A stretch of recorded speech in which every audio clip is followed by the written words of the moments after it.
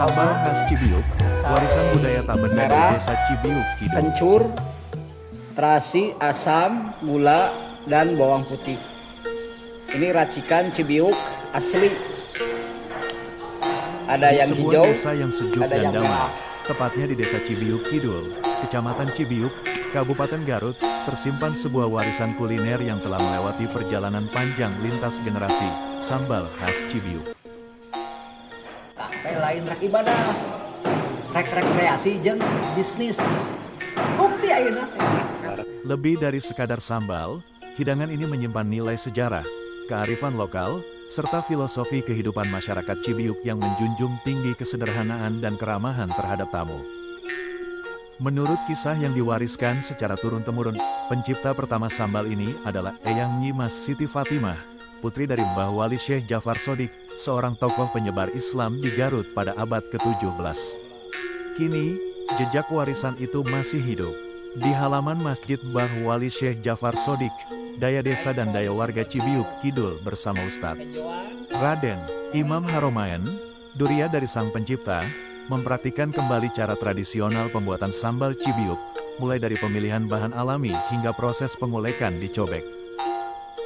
Kegiatan ini menjadi bukti nyata bahwa warisan budaya tak benda tidak hanya dilestarikan dalam cerita, tetapi juga melalui praktik nyata dan kebersamaan warga dalam menjaga jati diri daerahnya.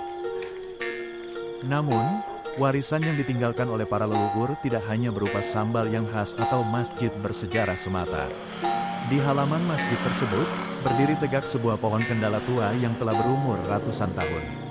Konon, pohon ini ditanam oleh Mbah Wali Syekh Jafar Sodik saat masih kecil, ketika beliau berusia sekitar 6 tahun dan ingin mencari tempat untuk menimba ilmu.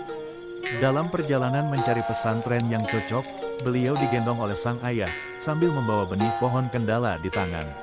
Di setiap tempat yang mereka singgahi, sang ayah mengambil segenggam tanah dan menghirupnya, namun tidak ada satupun tempat yang dirasa cocok untuk menuntut ilmu.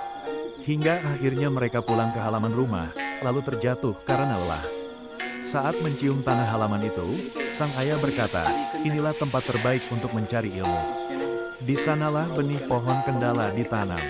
Hingga kini, pohon kendala itu masih hidup kokoh di halaman masjid, menjadi saksi bisu perjalanan spiritual dan sejarah panjang keluarga Mbah Wali Syekh Jafar Sodik serta masyarakat Cibiuk.